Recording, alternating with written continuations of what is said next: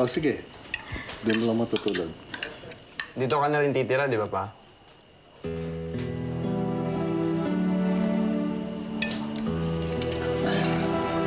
Titignan natin. Subalit, panandalian lamang ang kasiyahang ito.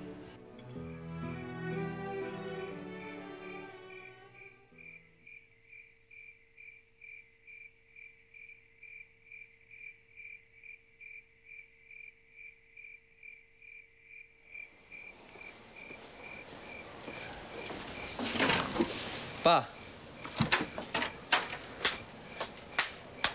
Saan po kayo pupunta? May mahalaga akong asikasuhin eh. Hindi ako pwedeng magtagal, anak. Akala ko dito na kayo titira. Matulog ka na, anak. Mapupuyat ka. Sige na. Huwag ka mag-alala. Babalik ako. Kailan po? Nung una kayong umalis, ilang taon pa bago ka namin nakita ulit. Ilang taon na naman ba bago ka bumalik? Hindi na. Pinangako ko, babalik ako. Alagaan mo kapatid mo, ha?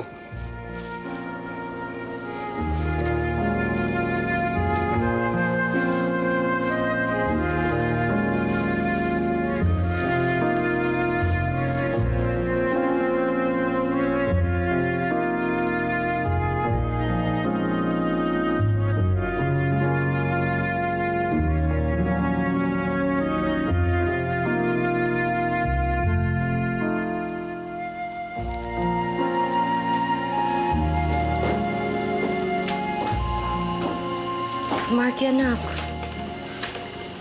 Anong ginagawa mo?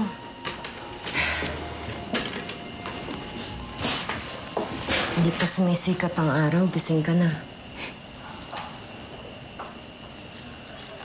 Ma, wala na si Papa.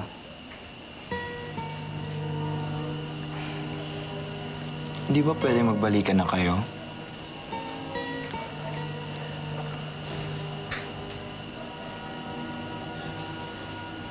Anak, ang hirap na hinihingi mo. Alam ko. Pero nahihirapan din kami. Mahal namin kayong pareho pero hindi namin kayo makasama. Ba't hindi na tayo magsama-sama? Hindi niyo ba kami mahal? Hindi na namin mahal ang isa't isa.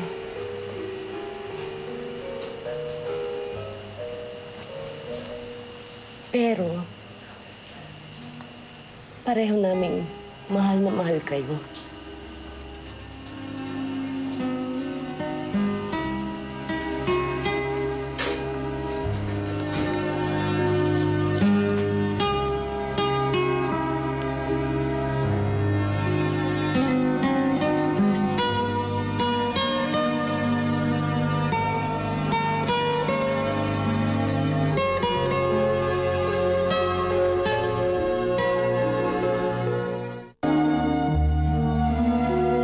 Umapaw ang lungkot kay Marky nang malamang naglaho na ang tamis ng pagmamahalan ng kanyang mga magulang.